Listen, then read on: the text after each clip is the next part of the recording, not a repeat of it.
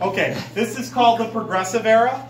The Progressive Era is from 1901 to 1917. Some publications will say 1900 to 1916. What it means is an era of moving forward, like the root of the word is progress, moving forward. And unlike the populists of the decade before, in the 1890s, which was a farmer and factory worker movement, the progressives are much more successful because they're a middle class movement. They're a middle class movement. What? So the progressives are middle class. You understand that? That makes a difference because the middle class, you know, are a lot more listened to, the professional class, than maybe poorer people in our country's history. So it's really spearheaded by President Teddy Roosevelt. He's the most important person in this whole progressive era. The other two progressive presidents are William Howard Taft and then Woodrow Wilson. What stops the progressive era? World War I. What happens during the progressive era? A lot. We'll talk about that in a minute. But Teddy coins a phrase called muckraker. A muckraker is a journalist or a writer who exposes the conditions in society that are wrong, things that are wrong. So a muckraking journalist today might show you that there's like people that are taking plastic bags and burying them in their backyard and hurting the environment, or just throwing them, flushing them down the toilet and letting them get caught. And so a muckraking journalist might say, hey, here's the problem. Muckrakers don't solve the problems. It ends up being the government in Teddy Roosevelt that read or listen to the muckrakers, and they solve the problems. Now, historically, we've had muckrakers in every era. We have muckraking journalism today. You know, our local news station has a guy that does muckraking for CNY Central and Channel 3. So if something's going on in your community and you call them and they have a gripe, like the school lunches at another high school recently, poor Byron. Not to name names, but people put it on Facebook and it became viral. A lot of muckraking today is on social media, right? It's usually, muckrakers are amongst us. It's usually like a very involved parent that exposes some issue within a school district. Now, it's the tea. They're spilling the tea. That's what they're doing. That's exactly what muckraking is. Are they solving the problems? No, it takes the government or the school district to solve the problems. It's no different than back in the day. Now, the most famous muckraker of all is Upton Sinclair, because his impact was felt and immediate. Sinclair wrote a book called The Jungle. The Jungle was his expose of the meat packing industry, and it was graphic. And it talked about with sausage that often rope got ground into sausage, or worse, the sausage big bins had rats, and then to try to kill the rats, they put poison in, and then that killed the rats, and then it all got grounded into sausage. When Americans read it, including Teddy, who thought about maybe becoming a vegetarian, he was so disgusted by it, immediately they went to Congress, and the direct result of The Jungle was the Pure Food and Drug Act and the Meat Inspection Act. In the Meat Inspection Act.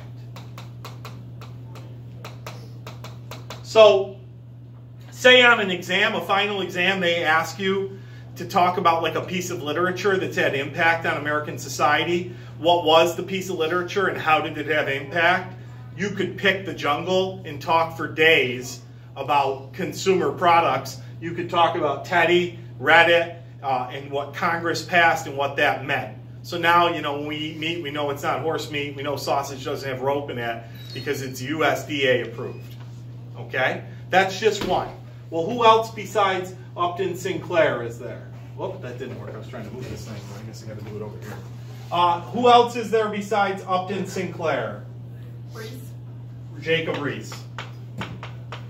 With a weird spelling. Jacob Riis wrote How the Other Half Lives. And he didn't really write it. What did he do? Photos. He took photos. And those photos of tenement conditions in our cities showed to a lot of people that didn't live like that people were living in like filthy, abject poverty. You know, so it exposed the graphic nature of the slums, if you will, or ghettos in the ethnic neighborhoods. What would be the impact of that? What would happen? What would happen when that was read? Did that solve the problem of the ghettos? No, but what did it lead local and state and national government to do? Come up with ways to make the city cleaner. Well, like what? Public sanitation, right? Public sanitation or trash collection. So that trash isn't just lying in the streets. So that people can throw trash into a spot and not leave it in their little tenement housing. What else? Plumbing. Plumbing. Eventually public plumbing. Public sewage. Things that we take for granted in today's society. I mean, how lucky are we that when we go to the bathroom, we push a button and it's gone? I mean, something that was a very big inconvenience for thousands of years in human history. We're so coddled, and there's even places in the world that don't have that luxury today. Jacob Riis exposed places right here in the United States. Another muckraker of note is a guy named Lincoln Steffens. Lincoln Steffens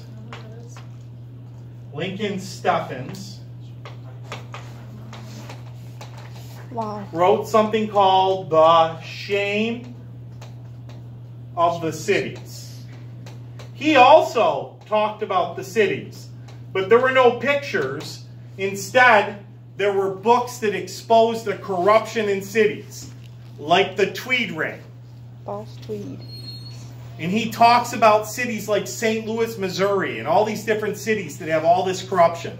And really, no city was immune to it.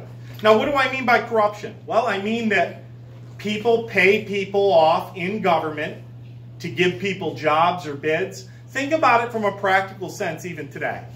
You know, if you're a contractor in a construction company, how important is getting a big bid? Or if you're an electrician, how important is getting a big bid? Some of you know it's so important that theoretically you could go to the government decision maker and slip into them $5,000 cash and say, who's going to get that bid? And then miraculously you get the bid. That's illegal and that's unethical and that's wrong in the progressive era, and people like Lincoln Steffens expose stuff like that. That stuff goes on. Again, I want to keep saying the same thing. The muckrakers didn't solve the issues. All the muckrakers did was what? Expose the issues. Okay? They didn't solve it, they exposed it. How do I fill this with like, can I fill this with like this color? How do I get rid of all this? Fill color. Is this working? Yep. Nope. I don't know what I'm doing. It didn't fill anything. Do it. I'm trying to get this thing to work different. What if I created a new page? Wait, just click the background. Click the white. I'm serious. Oh my god. You're on a fill bucket. What are we trying to do? I just want a new page. Hit the new page button right below the arrow swiggle. Yep, I got you. Thank you. Rip. Hit the new page thing. Where's this at? Up at the top. There's one up here too. Rip.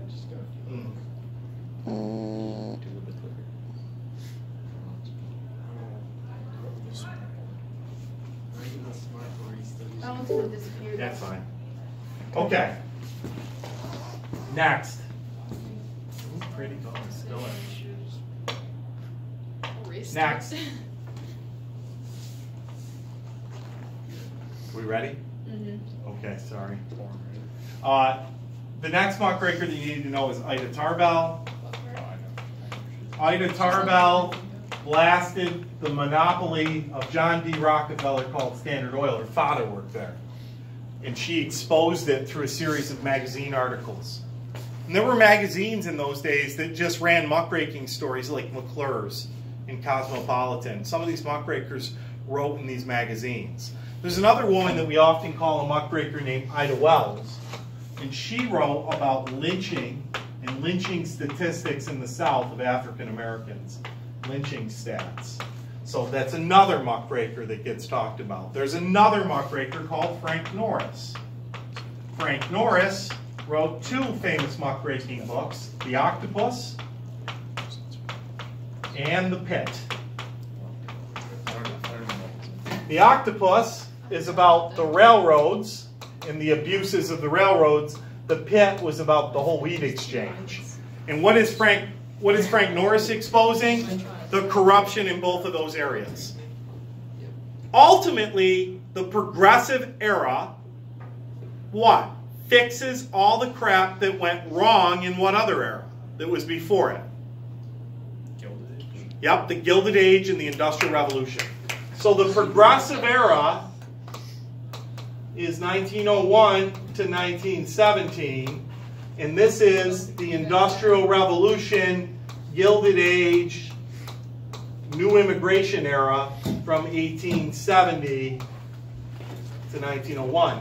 The Progressive Era, that's a terrible R, is the effect, the causation is this. Do you understand that? One leads to the other. Are we clear? And again, I want to reemphasize, all three presidents, Teddy, Woodrow Wilson, and in between, William Howard Taft, all worked on what? Helping move us to progress. What type of things did they reform? Let's go through some. Trusts or monopolies. Teddy's known as the trust buster. Taft busted even more. How about conservation of the environment? Teddy's the first president who what? Wants to preserve wildlife and in large scales protects a lot of national parks and whatnot. What else did they fix? Well, we did a lot of state level progressive reform, like increasing democracy, referendums, recall, direct primaries, direct elections, increasing of democracy in the progressive era. What else? Cleaned up cities, like we had already talked about. What else? Cleaned up corrupt politics. What else? Cleaned up the meat packing. What else? What? Got those monopolies out of there. Yes. Now there are 4 progressive era amendments. What are they? 16, 17, 18, and 19. All of them fit the same mold. Progress, moving forward. 16th Amendment. Graduated income tax. The more you earn, the more percentage you pay. 17th. Letting the people vote directly for the senators. 18th. Oh, yeah. Prohibition of alcohol. A noble experiment. Didn't really work. We gave it a shot. 19th. Oh, coming in hot. Probably one of the biggest ones, most important ones, women's suffrage. Women. So women fight for rights during the progressive era. Any questions about any of this? What was 16 again? Income tax. Graduated income tax. The more you earn, the higher percentage you make. Anyone's the fun. You can shut it down. Thank you, folks, for joining us.